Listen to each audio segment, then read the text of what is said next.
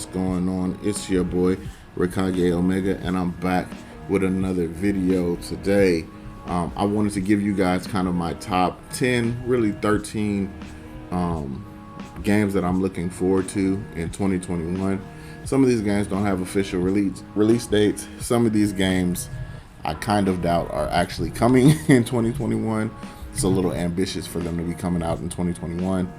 But that's kind of how the gaming world works. You set a date, and if you can't reach it, they'll extend it. We'll cyberpunk it. So we'll see. But let's go ahead and get with the list. So this is in no particular order, but the first thing on my list is Monster Hunter Rise. The demo has recently released. I will have videos for you guys soon on that.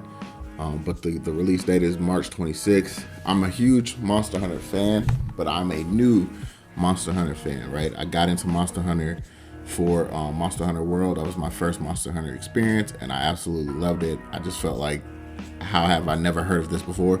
So I'm extremely excited about not just the gameplay changes and things, the different mechanics that they're adding to this game, but also just to see what new monsters they have, and then what old monsters they bring back. Old monsters are new monsters to me because I don't know anything about any of the other DS games or things like that. So super excited about that. The next one on my list is Far Cry 6. I am not a Far Cry fan. I think I played Primal, which I had actually a decent amount of fun with Primal. And I know Far Cry is very well known for their villains. And that's pretty much exactly why I'm excited for this one. This actor is absolutely phenomenal. His name is escaping me, but I'm gonna put it in the video. You'll see it in the video. He'll pop up on the screen. But he's a phenomenal actor, and anytime he plays a villain, I just feel he plays to his strengths, which is weird to say, but yeah. So that's really why I'm excited. It's probably the only reason I'm getting Far Cry or paying attention to Far Cry this year. Super excited for that. Third on my list is Ratchet and Clank Rift Apart. Huge fan of the Ratchet and Clank series, so it's pretty dope that they're bringing it back with the whole different dimensions thing. I think the different dimensions thing might get played out pretty soon though, because Crash kind of did the same thing. But I'm super excited just to have another Ratchet and Clank. Hopefully I can turn somebody to a chicken. But yeah, that should be fun. Returnal. So I don't know much about Returnal, except it looks like the movie Martian, and that's kind of enough for me. It comes out the day after my birthday, which is also a plus, just to get a new game immediately after your birthday. So I'm super excited for that, just to see where they go with that. I think, depending on how this does, it could be another franchise that really does well and breaks out into sequels. So super excited for Returnal. Next on the list, Horizon Forbidden West. The Horizon Zero Dawn was amazing, beautiful, and very captivating. So I know that Horizon Forbidden West will probably try to double down on that, right? Hopefully it doesn't get sequelitis and try to do everything bigger and better and kind of take away from the story, because the story is also part of the first game that really made it stand out. So I'm super, super excited for that. Okay, let's see. Next on the list, we have Ghostwire Tokyo. I don't know what Ghostwire Tokyo is about, but the visuals in the trailer are absolutely insane, right? It's one that as soon as I saw the trailer I think it was at E3, I was just like, wow, like I don't care. I don't care what it's about. I don't care what kind of game it is. I have to be involved in this in some type of way. So super excited to see what Ghostwire not only is about, but where they're headed in the future. So yeah, super excited about that. Also, the company for Ghostwire, although Ghostwire is an exclusive, it might be a timed exclusive for PlayStation. That company got bought out by Xbox, so that company is definitely a company that I'm keeping my eye on for sure. God of War. It's probably my most anticipated game of 2021. I just don't know if it's actually coming out in 2021. I feel like it's extremely, especially for us to not have seen anything, and we're almost mid January. We haven't seen anything on God of War. I feel like it might be ambitious for them to come out this year on the PS5, but if they do, I mean, it's definitely going to be my most anticipated game this year. And if they don't, and they come out maybe next year, it'll be my most anticipated game for 2022. Then God of War is the last game was absolutely amazing. I've been a fan from the beginning, so yeah, I'm extremely excited to see Kratos' journey through Norse mythology continue, and I'm definitely trying to beat the mess out of Thor, so hopefully that's in the game. Next after that, Gotham Knights. I'm really excited about this because the Arkham series is super fun. I think they're really, up until Spider-Man, they were probably the best superhero game we had ever gotten. And I had always used to say, like, man, they need to do some co-ops with this. And I think they did a little bit of the co-ops with the little, I keep wanting to say harm missions because I've been playing Avengers, but with the little horde like missions.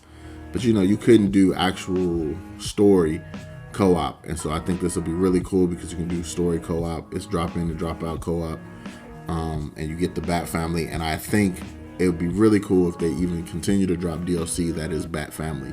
Maybe we don't need Batman until the very end of the DLC cycle, and you just continue to drop, Damian or even Catwoman or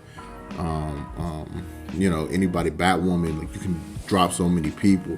So I think that would be really cool if they do something like that. Next on my list is Halo Infinite. Yeah, they may not have done well with their E3 gameplay event and had to push the game back, but I'm a huge Halo fan, so I'm excited to see kind of what 343 has been working with and what they've kind of been preparing for us, especially for this next generation of gaming.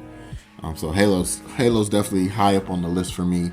I lost a lot of college nights just sitting playing Halo, so super excited for that. Another game that is extremely high on my list is Hogwarts Legacy. This is the game, like, if you're a Harry Potter fan, you kind of dreamed of. I'm extremely excited to see what the journey's like, the co-op element is like, and then also, I think if I remember correctly from the trailers, like, you get assigned. I don't think you choose. You get assigned, what kind of fraternity you belong to, right? I'm pretty sure I'm Slytherin just because of my personality, but you can be who you want to be and create your character and do all of that, and I think that's going to be super fun. Definitely one of my most anticipated, probably top 5 of 2021 for me. Easy. Outriders, which comes out relatively soon. I'm kind of on the fence on. It looks good, right? But it looks like how Godfall kind of reminded me, where I was looking at Godfall, like Godfall looked like it was going to be a lot of fun, and then Godfall came out and I couldn't get a PlayStation 5 to buy it, but then everybody else who did was kind of like, right? That's where Outriders kind of sits with me. Is like, it looks physically, it looks good. Godfall looked really good. Anthem is another one that looked really good, but when they came out, it just didn't deliver on the other side of it. And I don't want to spend $60 on a game that doesn't deliver on the other side. So Outriders will probably be one I won't buy immediately, but it's definitely something I have my eye on for 2021. It Takes Two. I just found out about It Takes Two like 2 days ago. Me and my wife were looking for more co-op games to play together, specifically ones with story, right? And we came across the trailer and I was like, this is amazing, let's buy it, and then found out it wasn't even out yet. It Takes Two looks absolutely great. Looks like a good either couch co-op or, if you're doing, if you both have your system set up and you're landing or whatever, it looks like a really great game for that. It doesn't look like just a generic, like, oh, go from point A to point B. There's a lot of puzzles and platforming and things you probably would have to figure out that involves some type of communication. The story is about love, but I mean, I guess you can play it with your homeboys, whatever you want to do. But I'm super excited about it. After seeing that trailer the other day, I was just like, wow, this is kind of what I've been asking for in a game to play with, my wife. So super excited for that.